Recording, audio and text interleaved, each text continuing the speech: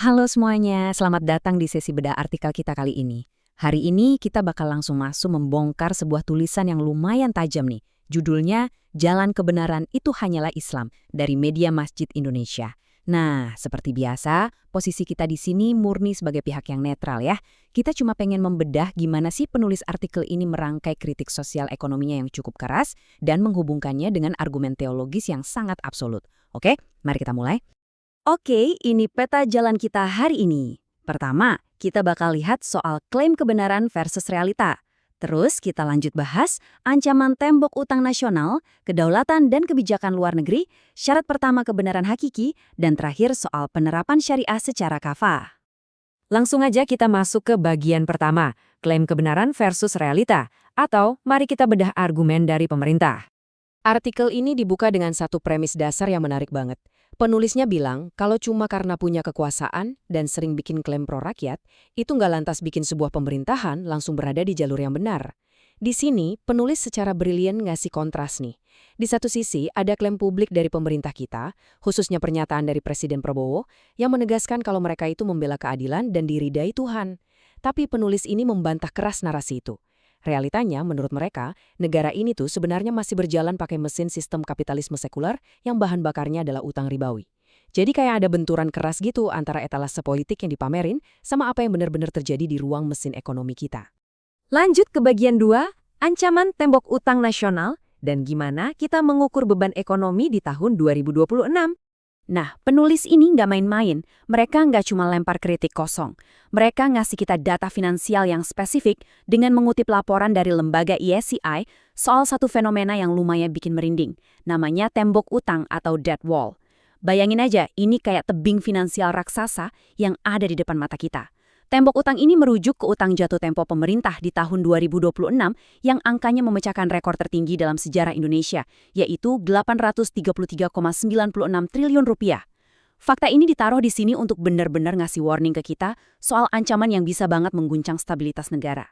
Sekarang, skala masalahnya benar-benar mencengangkan ya. 9.920,42 triliun rupiah, nyaris 10.000 triliun. Artikel ini menyoroti kalau per akhir Maret 2026 nanti, total utang nasional kita diproyeksikan bakal nyentuh angka raksasa ini. Sebagai perspektif, itu menyedot sekitar 40,75% dari produk domestik bruto kita. Wah, gede banget kan?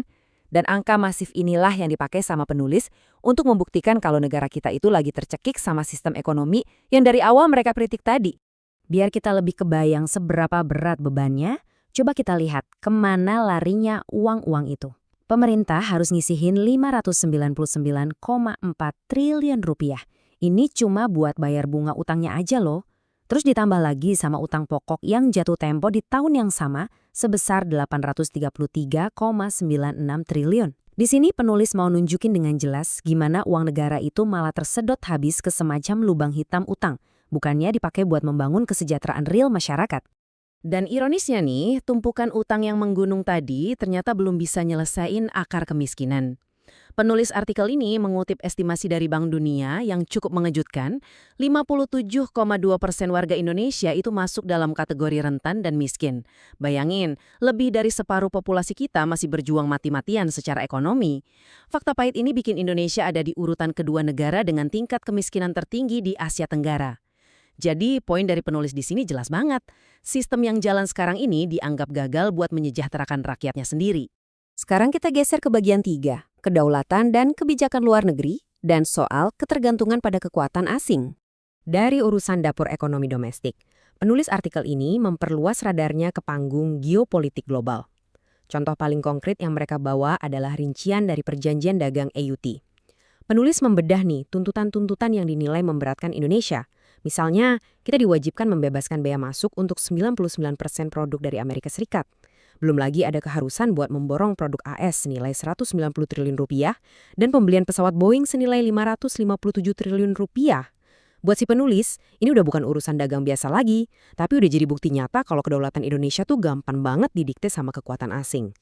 Nggak berhenti di situ, artikel ini juga mengkritik tajam rentetan kebijakan luar negeri pemerintah yang dinilai bermasalah. Mereka merangkum sikap pemerintah terkait isu Palestina, di mana Indonesia menuntut syarat jaminan keamanan bagi Israel.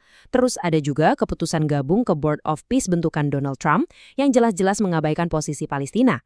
Ditambah lagi, penulis juga mengkritik sikap diamnya pemerintah pasca tewasnya 4 prajurit TNI di Lebanon akibat serangan dari Israel. Nah, semua rangkaian kejadian ini digarisbawahi oleh penulis sebagai kegagalan negara dalam menunjukkan ketegasan membela umat muslim yang lagi tertindas. Oke, jadi setelah kita dipaparkan rentetan kritik yang super komprehensif tadi, mulai dari utang ribuan triliun sampai soal diplomasi yang dinilai lembek, kita sampai di satu pertanyaan transisi yang lumayan menohok nih. Gimana sih sebenarnya si penulis ini mendefinisikan kebenaran hakiki di tengah semua krisis ini? Solusi seperti apa yang sebenarnya mereka tawarin? Ini bawa kita ke bagian 4, syarat pertama kebenaran hakiki, yaitu mengimani hukum Allah. Nah, di titik ini arah artikelnya berubah dramatis nih.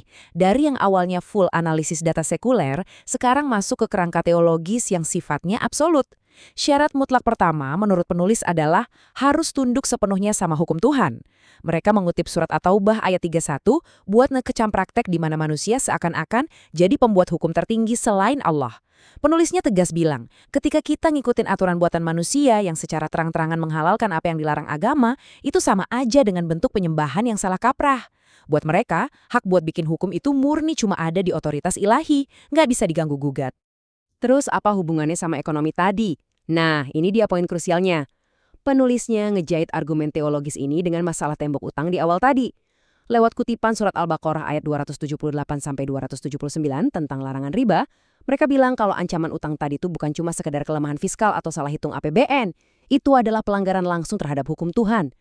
Jadi di mata penulis, begitu suatu negara pakai kebijakan ekonomi sekuler dan ribawi, secara otomatis itu ngegugurin klaim pemerintah kalau mereka ada di jalan kebenaran. Selanjutnya di bagian 5, menerapkan syariah secara kafah sebagai syarat kedua kebenaran. Kalau syarat pertama tadi soal mengimani, syarat kedua ini mewajibkan penguasa buat ambil tindakan nyata, yaitu secara aktif menerapkan syariah Islam secara penuh atau kafah. Mengacu ke surat An-Nisa ayat 141, penulis sangat menekankan kalau pemimpin itu punya kewajiban mutlak buat memblokir segala bentuk penguasaan dari asing. Mau itu lewat jebakan utang ribawi, lewat pengerukan sumber daya alam, sampai lewat perjanjian dagang yang berat sebelah, kayak perjanjian Arte tadi. Pemimpin yang benar-benar di jalan yang lurus, menurut artikel ini, pasti bakal nutup rapat-rapat semua pintu intervensi itu demi ngejaga marwah dan kedaulatan negaranya. Dan kita sampai di klimaks argumen mereka, yang dirangkum tajam lewat surat Al-Ma'idah ayat 50. Penulis menarik satu kesimpulan pamungkas, bahwa segala bentuk tata kelola negara yang melenceng dari koridor hukum Allah, entah itu mau dibungkus pakai nama kapitalisme, sekularisme, atau diplomasi modern, pada intinya itu cuma wujud dari kebodohan atau jahiliyah. Artikel ini bersikeras kalau nggak ada satupun sistem buatan manusia di dunia ini yang bakal bisa ngehadirin keadilan sejati, selain penerapan syariah Islam itu sendiri. Hal ini bawa kita ke persimpangan akhir nih. Ada satu pertanyaan fundamental yang jadi roh dari keseluruhan artikel yang barusan kita bedah. Pertanyaannya, apakah kebijakan suatu negara itu murni cuma dinilai dari keberhasilan program kerja ekonominya secara sekuler, atau dari kepatuhan mutlaknya sama hukum ilahi? Lewat artikel ini, media Masjid Indonesia benar-benar nyajiin perspektif kontras yang pastinya menantang cara pandang konvensional kita soal gimana negara harusnya diurus. Ini adalah sebuah pemikiran yang pastinya ninggalin ruang diskusi yang luas banget buat kita semua. Oke, terima kasih banyak udah ikut membedah materi ini bareng-bareng. Sampai jumpa di sesi bedah kita berikutnya ya.